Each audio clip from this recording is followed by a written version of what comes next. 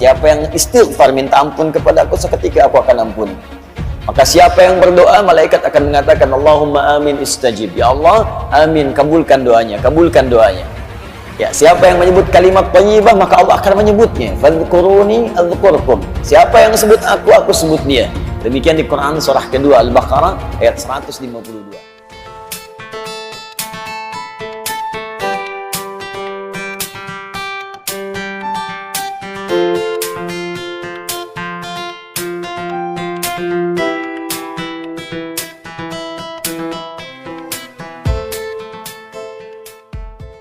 Semua bacaan didengarkan, disaksikan.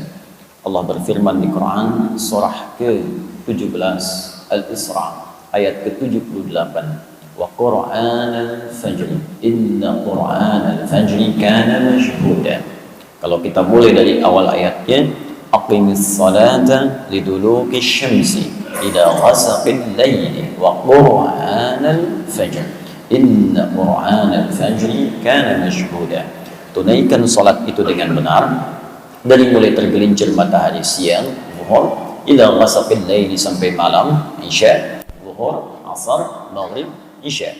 Wa Qur'anal fajr, tapi spesial untuk waktu subuh fajar, bukan sekedar salatnya, wawunya itu ataf ke salat, wa ataf diikutkan ke hukum salat, dan juga salat fajar, tapi Allah spesialkan dengan bacaan Quran. Wa Qur'an, di waktu fajar itu bukan sekedar sholatnya yang penting, tapi semua bacaannya. Jadi ada Al-Quran, ada Quran. Kalau disebutkan Al-Quran berarti kalamullahu munazzal, kalamullahil munazzal, ya, firman Allah yang diturunkan ala Rasulil Mustafa Muhammadin, kepada Nabi Muhammad sallallahu alaihi wasallam, ya, minal fatihati ilan nas, dari Al-Fatihah sampai dengan surah An-Nas, al-muta'abbad bitilawatihi, ya, al-muta'abbad bitilawatihi, yang beribadah melahirkan pahala saat kita kemudian bertilawah dengan dia. Jadi kalau pakai alif lam, Al-Quran itu berarti firman Allah dari Al-Fatihah sampai dengan An-Nas. Tapi kalau tidak pakai alif lam, Quran itu semua jenis bacaan, istighfarnya, doanya, kalimat-kalimat thayyibahnya, sebutan-sebutan al-asmaul husnanya, tilawahnya, murajaahnya, semuanya. Nah, jadi semua yang kita bacakan spesial di waktu fajar itu langsung dipersaksikan oleh Allah Subhanahu wa taala. Bahkan kata Nabi di riwayat Muslim, tajtami'u malaikatul laili wan nahari fi waqtil fajr. Semua malaikat siang dan malam berkumpul di waktu fajar. Jadi kalau ada orang istighfar, maka malaikat akan mengatakan kepada Allah, Allahumma ighfir lahu, ya Allah ampuni dia. Maka Allah kemudian berfirman dalam salah satu hadis qudsi, ya, ghafartu lahu, man istaghfara li ghafartu lahu. Siapa yang istighfar minta ampun kepada aku, seketika aku akan ampuni. Maka siapa yang berdoa, malaikat akan mengatakan Allahumma amin istajib. Ya Allah, amin, kabulkan doanya, kabulkan doanya. Ya, siapa yang menyebut kalimat thayyibah, maka Allah akan menyebutnya. Fadhkuruni adzkurkum. Siapa yang sebut aku sebut dia. Demikian di Quran surah kedua Al-Baqarah ayat 152. Karena itu banyak orang yang ingin mengejar keutamaan fajar datang sebelum fajar. Nah, ini kita sudah lewat sedikit nih ya, untuk besok kita siapkan.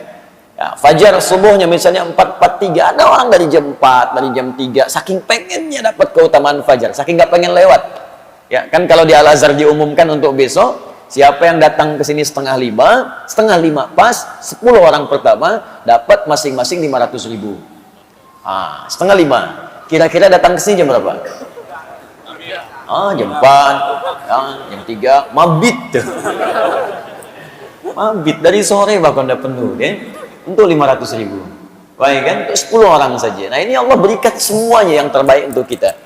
Makanya di Quran itu ada orang yang mengejar bahkan sebelum fajar tiba. Waktu singkat sebelum fajar disebut sahar namanya.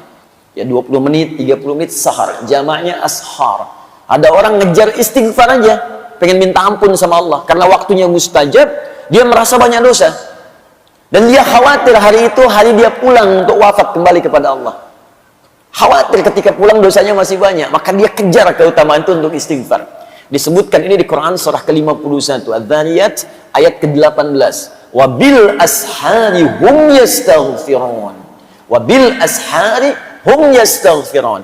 Dan di waktu-waktu sahar menjelang fajar, ada orang-orang yang menyibukkan dirinya untuk istighfar kepada Allah Subhanahu wa taala. Minta ampun, minta ampun, minta ampun, minta ampun.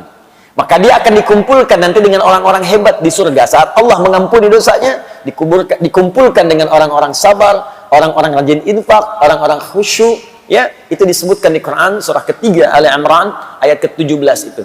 As-sabirina was-sadiqina wal-qanitina wal-munfiqina wal-mustaghfirina bil ashar. As-sabirina, orang-orang sabar, was-sadiqina, orang-orang jujur. Awas, hati-hati. Wal-qanitina, orang-orang yang khusyuk dalam ibadahnya. Ya, awas. Wal-munfiqina, orang-orang rajin infak. Wal-mustaghfirina bil ashar. Dan orang-orang yang spesial mengejar keutamaan istighfar di waktu fajar akan dikumpulkan di surga dalam suasana yang sangat indah. Nah, jadi teman-teman sekalian, ayo isi. Dan di antara isi yang paling bagus adalah mengumpulkan semua jenis ibadahnya. Di antara itu terkumpul pada satu amalan, yaitu talabul ilmi. Talabul ilmi, menuntut ilmu. Ta'lim, pengajian. Dalam pengajian itu kumpul semuanya. Karena itu hadis-hadis keutamaan tentang ta'lim itu banyak dikumpulkan oleh para ulama, mulai bahkan dari Al-Imam Al-Bukhari ketika menuliskan kitabnya Sahih Al-Bukhari itu Al-Jami' As-Sahih Al-Musnad Al-Mukhtasar min umuri Rasulullah sallallahu alaihi wasallam wa sunanihi wa ayyamihi, dibuat 97 pembahasan, 97 kitab. Beliau meletakkan kitab tentang pengetahuan, kitabul ilmi, setelah kitabul iman. Ya, satu kitab Badul Wahyi, turunnya wahyu untuk menunjukkan sanad kenabian. Jadi kalau nanti ada yang mengaku-ngaku nabi, ukurannya ini, tolak aja langsung. Ini ada ukuran, kitab Badul Wahyi. Bagaimana seseorang berhak disebut sebagai seorang rasul? Apa ukurannya? Apa sifat wahyunya? Bagaimana kita tahu kalau dia mendapatkan wahyu? Bagaimana ukuran kebenaran suatu wahyu? Sanad dulu. Ini nanti akan diambil oleh para ulama kita ketika akan mengajar, maka sanad ilmunya akan ditampakkan. Ini sanadnya, dia belajar ini ke sini. Belajar fiqh dari ustaz ini. Belajar qiraat dari syekh ini. Belajar misalnya tafsir dari syekh ini. Belajar hadis syekh ini. Maka umumnya ulama-ulama dulu itu akan menampilkan ijazah keilmuannya, sanad sebelum dia mengajarkan itu. Sehingga orang bisa yakin dengan apa yang akan ia peroleh. Imam Muslim langsung menyantumkan pembahasan sanad dalam jilid pertama dari 9 jilid Sahih Muslim. Jilid pertama halaman 119. Ya, beliau mengatakan babul isnadi minad din. Bab belajar sanad itu dari guru yang jelas supaya paham apa yang kemudian dipelajari dan disampaikan, itu bagian terpenting dalam agama. Sebab kalau kita menyampaikan sesuatu dari sumber yang salah, maka cara beragama pun akan keliru. Ya, kalau diurutkan, babul isnad minad din, bab belajar untukan pengetahuan dengan sanad, itu bagian penting dari ad-din. Apa itu ad-din? Islam. Tahu dari mana ad-din Islam? Quran surah ketiga ayat 19. Inna ad-dina 'indallahil Islam. Apa di antara turunan Islam? Baca lagi hadis Muslim, nomor hadis yang ke-8. Ya, dari Umar bin Khattab radhiyallahu taala anhu. Datang malaikat Jibril bertanya kepada Nabi sallallahu alaihi wasallam, "Mal Islam?" Apa itu Islam? Kata Nabi, "An tashhadu an la ilaha illallah wa anna Muhammadar Rasulullah wa tuqimas shalah wa tu'tiyaz zakah wa tasuma Ramadan wa tahujjal baita in istata'ta ilaihi sabila." Syahadat bagian dari Islam. Awas, kalau kita belajar syahadat yang enggak benar, maka keislamannya pun bisa tidak sempurna. Salat bagian dari Islam. Kalau belajar salatnya tidak benar, maka salatnya pun tidak akan sempurna. Bahkan sekarang muslimah haji, kalau manasiknya enggak benar, celakanya nanti pengorbanannya banyak, tapi tidak menghasilkan apapun. Ini yang paling bahaya. Nah, jadi para ulama mengumpulkan kemudian itu dalam konteks sanad, diteruskan penguatan iman, kitabul iman. Setelah imannya bagus, bagaimana cara menguatkan iman? Kitabul ilmi, dengan pengetahuan. Karena itu iman dengan ilmu disandingkan oleh Allah sebagai kekuatan yang padu.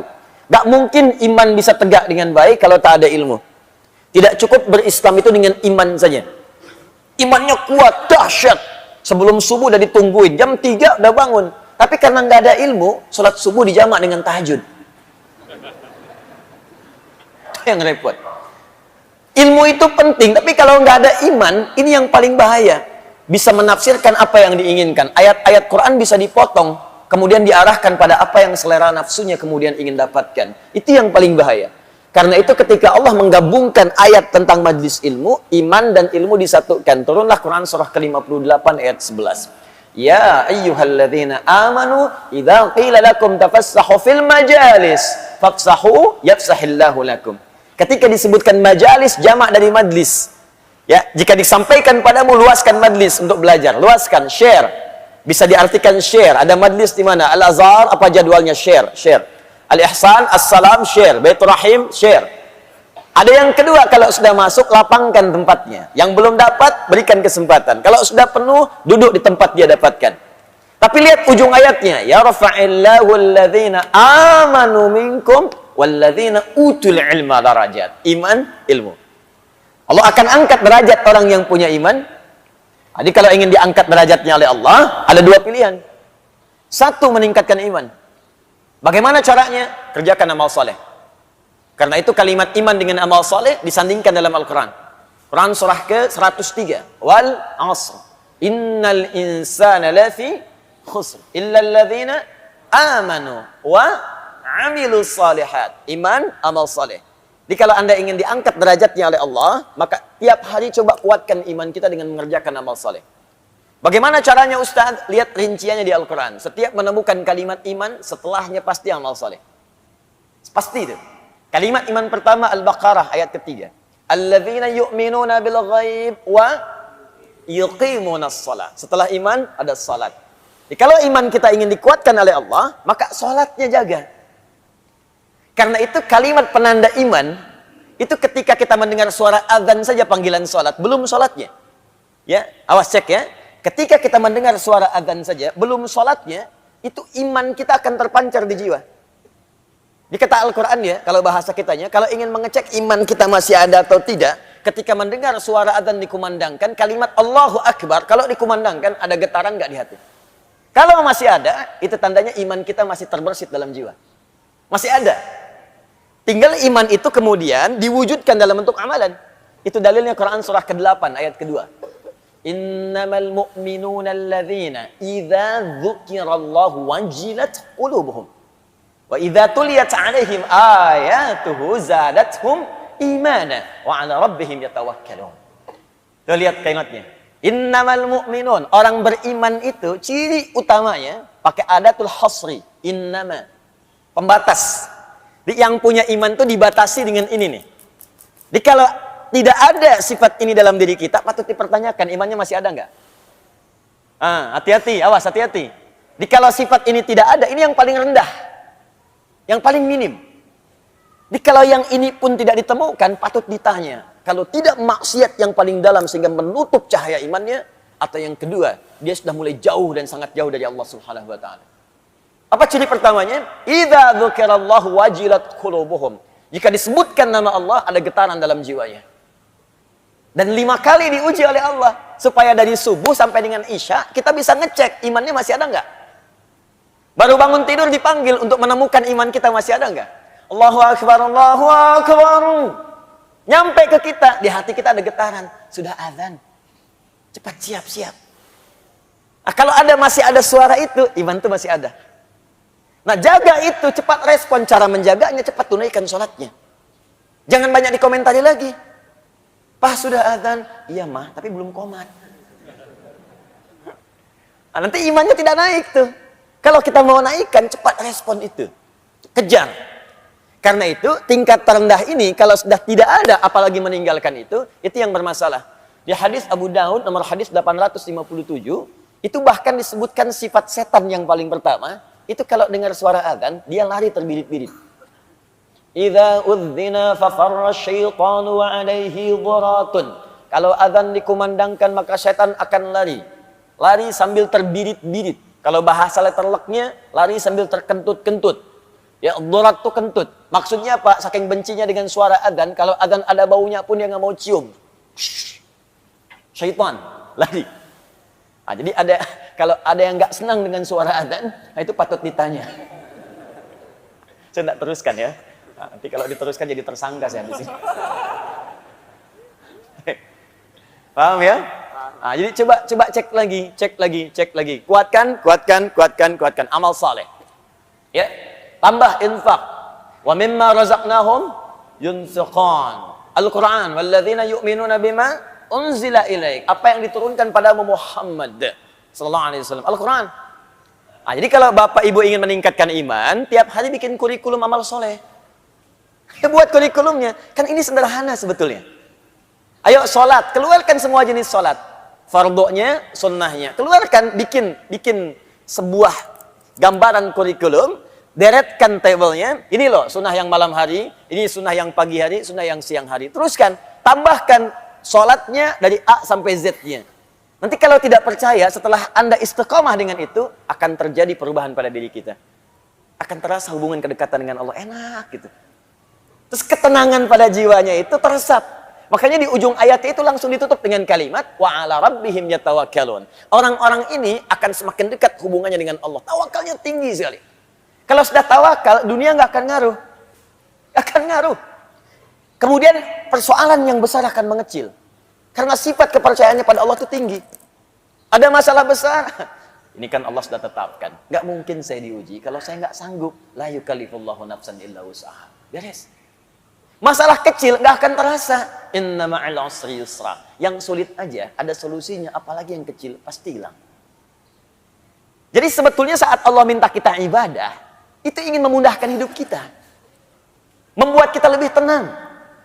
Makanya saat kita diminta zikir, zikrullah kepada Allah, zikir, itu puncaknya, gambaran paling pentingnya, kata Allah supaya hatimu tenang.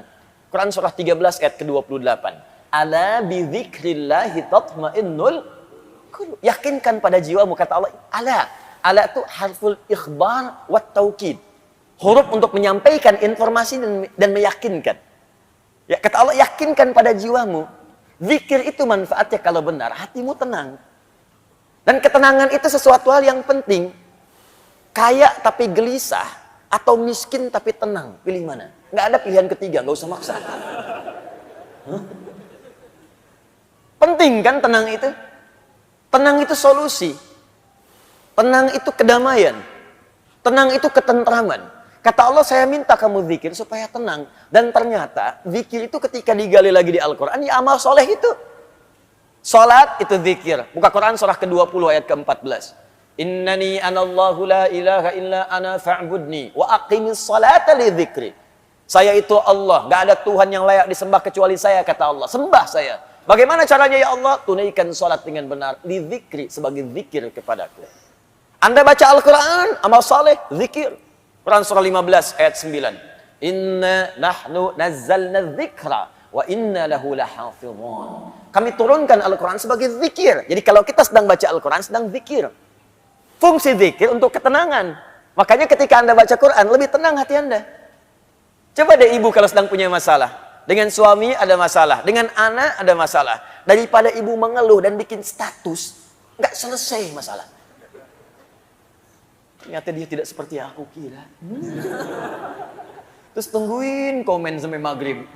Capek. Mendingan puasa. Ambil wudhu, buka mushaf, ngadap kiblat, baca, tenang. Walaupun solusi belum datang, tapi ketenangan itu tiba. Menghafal Quran, zikir. Di Quran surah ke-54, ayat 17, ayat 22, ayat 32, ayat ke-40. Walaqad yassarnal Qur'ana lidzikr. Fahal mim muddakir. Kami sudah mudahkan Al-Quran untuk diingat, dihafalkan sebagai zikir. Makanya penghafal Quran ketika mengulang-ulang surah hafalan itu sedang zikir. Zikir. Zikir. Zikir. Dan dilatih kita menghafal dari yang pendek-pendek. Mau tidur kan baca Mu'awwadhatis Salas. Al-Ikhlas, Al-Falaq, An-Nas. Itu zikir. Berdoa itu zikir. Makanya saat berdoa kan lebih tenang kan? Besok ada proyek tender, kita berdoa dulu. Walaupun tendernya belum ada, hati jadi tenang. Siang nanti mau ujian, sebelum ujian doa dulu. Ujiannya belum ada, tapi ketenangan itu datang. Makanya doa di Al-Quran disebut zikir. Quran surah ke-7 ayat 205. Wadhkur rabbaka fi nafsika tadarruan wa khifatan wa dunal jahri minal qaul. Ayo berdoa, kata Allah, zikir, sebut, minta padaku. Dalam jiwamu mohon dengan penuh kekhusyuan, minta. Kalimat thayyibah dilatih pasca salat. Subhanallah, alhamdulillah, Allahu akbar, hadis Muslim. Nomor hadis 571. Zikir. Buka Quran surah ke-4 ayat 103. Fa idza qadaytumus salata fadhkurullah. Maka jika kamu telah tuntas mengerjakan sholat, zikir kepada Allah. Nah, semua zikir ini bentuknya amal soleh. Amal soleh aktualisasi iman. Iman kalau ingin dikuatkan, kerjakan amal soleh. Kalau itu sudah ada, dampaknya ke hati tenang. Di saat kita diminta beramal soleh, itu bukan Allah yang ingin memberikan beban ke kita. Kita yang ingin diringankan. Jadi kalau cara pandang kita kepada amal soleh itu begitu, ringan ibadahnya. Allahu Akbar, Allahu Akbar. Alhamdulillah, hari ini sekarang tiba saatnya Allah akan meringankan bebanku. Tapi kalau dilihat sebagai kewajiban yang ada bebannya, capek. Allahu Akbar, Allahu Akbar. Ya Allah, baru aja zuhur, dasar lagi. Baru zuhur, dasar lagi. Emang dia zuhurnya udah terlambat. Jam 3.15, baru zuhur 3.19, dasar. Ya dia yang salah. Padahal kan Allah ingin upgrade iman dia, ingin tenangkan hatinya, tapi dia sendiri membuat dirinya susah. Coba tanyakan pada manusia, manusia itu banyak yang aneh sekarang. Banyak yang aneh. Pengen mudah nggak hidup? Pengen. Pengen gampang nggak? Pengen. Pengen rezeki mudah nggak? Pengen. Tapi ketika dikasih jadi nggak pengen. Sholat jadi malas. Kamu zakat ya, saya tambah 10 kali lipat, nggak dikerjain. Kamu infak ya, saya berikan 700 kali lipat, nggak diberikan. Giliran dunia yang nggak nyata diikutin. Riba online diikutin. Minjem tuh pinjaman online, begitu dipinjam benjol. Itu yang repot. Balik lagi. Al-imanu yazidu wa yantaqis. Kitab Sahih Al-Bukhari, Kitabul Iman. Iman itu naik dan turun. Awas, yazidu bi ta'ah, akan naik dengan mengerjakan ketaatan amal soleh, wa yantaqis bil ma'siyah. Nah, untuk menentukan amal soleh yang benar kita butuh ilmu. Karena itu orang yang menuntut pengetahuan Allah akan angkat pula derajatnya. Walladzina utul ilma darajat. Tapi tidak semua yang orang belajar itu bisa mengangkat imannya. Ada sebagian orang belajar justru meruntuhkan imannya.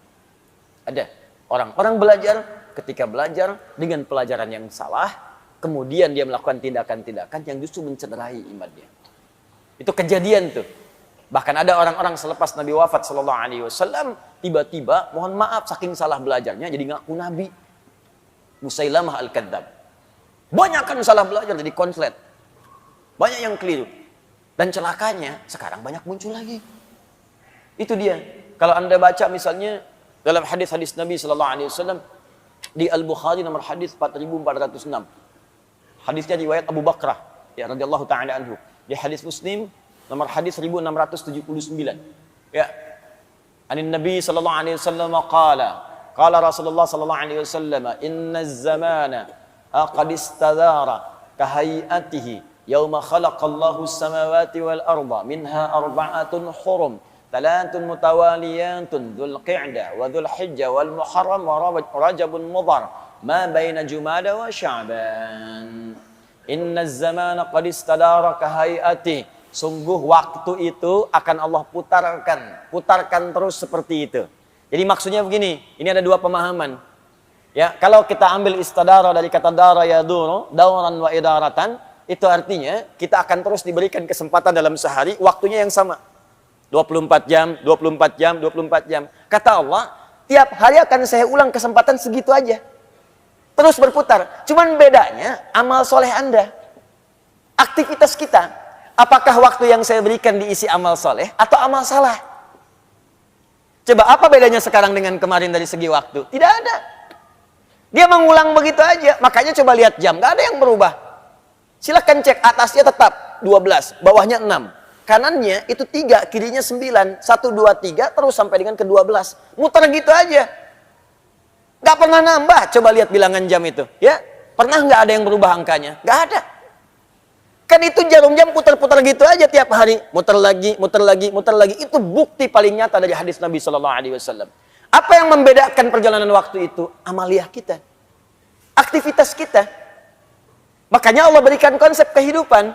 Fa idza faraghta fansab wa ila rabbika farghab. Ayo rencanakan kegiatan kita. Kalau yang kemarin ada yang salah, maka tutup sekarang dengan yang soleh. Kan itu rumusnya. Katanya belajar al-arba'in, tapi hadis yang nggak dipraktekkan. Coba lihat hadis ke-18.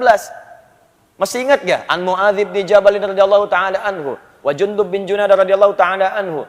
Qala Rasulullah sallallahu alaihi wasallam, ittaqillaha haitsu ma kunta wa atbi'is sayyi'atal hasanata tamhuha. Tingkatkan takwamu dimanapun kau berada. Dan tutupi yang jelek-jelek itu dengan kebaikan. Jadi kalau ada yang jelek yang kemarin, tutup dengan yang baik yang sekarang. Bukan dipertahankan kejelekannya. Nah, jelek ini dibagi dua dalam kaidah fikih. Jelek yang pertama, jelek yang tidak meningkat kuantitas ibadahnya. Kalau sadar kemarin nggak jemaah, maka sekarang berjamaah. Antum dikasih 5 kesempatan sholat kemarin. Sekarang diberi lagi. Kemarin 3 nggak berjamaah, sekarang 5 kali jamaah semua. Jadi kalau kemarin dikasih kesempatan nggak jamaah, sekarang dikasih hidup lagi nggak jamaah juga, butuh berapa lama lagi untuk hidup? Kemarin nggak baca Quran, ya sekarang baca. Masa kemarin nggak baca, sekarang nggak baca juga? Yang paling aneh, maaf ya, anak 4 tahun, mata buta, dah hafal Quran, hatam dan hafal. Antum dikasih 40 tahun, mata sehat, fisik kuat, kelengkapan semua ada. Masih belum bisa baca juga, butuh berapa tahun lagi? Coba dipikir lagi. Katanya mau wafat, katanya mau meninggal, yakin akan pulang, tapi bakal nggak pernah dikumpulkan. Apa nggak malu pulang menghadap Allah? Coba pikirkan lagi gitu. Mau cari dunia sebanyak apa? Saya kasih tahu ya, kalau bukan dunia yang tinggalkan antum duluan, antum yang meninggalkan dunia duluan. Pulang antum. Nggak usah jauh-jauh lah. Kemarin Allah kasih sedikit aja gempa 7,4 skala Richter itu. Dan kita berdoa semoga Allah ringankan beban saudara-saudari kita, insya Allah. Ya, insya Allah dimudahkan, insya Allah kita sinergikan untuk bantu saudara-saudari kita. Cuma ada fenomena yang sangat menarik. Begitu gempanya terjadi, semua orang keluar dari rumah, dari gedungnya. Baru 7,4, Anda sudah lupa dengan semua yang Anda kumpulkan. Anda kerjakan siang malam tuh, berangkat kadang gelap sebelum subuh, pulang-pulang tengah malam. Uang dikumpulkan, bangun rumah tinggi-tinggi, begitu dikasih gempa ditinggalin. Coba lihat. Keluar dia takut, padahal itu yang dia bangun dan dia kumpulkan setiap rupiahnya. Yang paling dahsyat, begitu diterima kerja, loncat-loncat traktir teman, selfie depan kantor, ceklik. Tempat kerja, lantai 40, gempa, rusuh ditinggalin keluar. Dan nggak sempat selfie lagi. Nggak sempat selfie lagi, udah lupa dengan handphone, lupa dengan kawan masing-masing menyelamatkan diri. Itu baru 7,4 skala Richter. Bagaimana dengan yang 74 skala Richter? Lupa semua. Wa fasilati wa akhi wa man fil ardi jami'an tsumma yunji.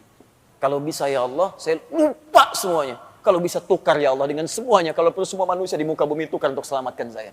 Udah nggak peduli dengan Anda. Maka siap-siap. Akan ada waktunya tiba kita untuk pulang. Ayo belajar.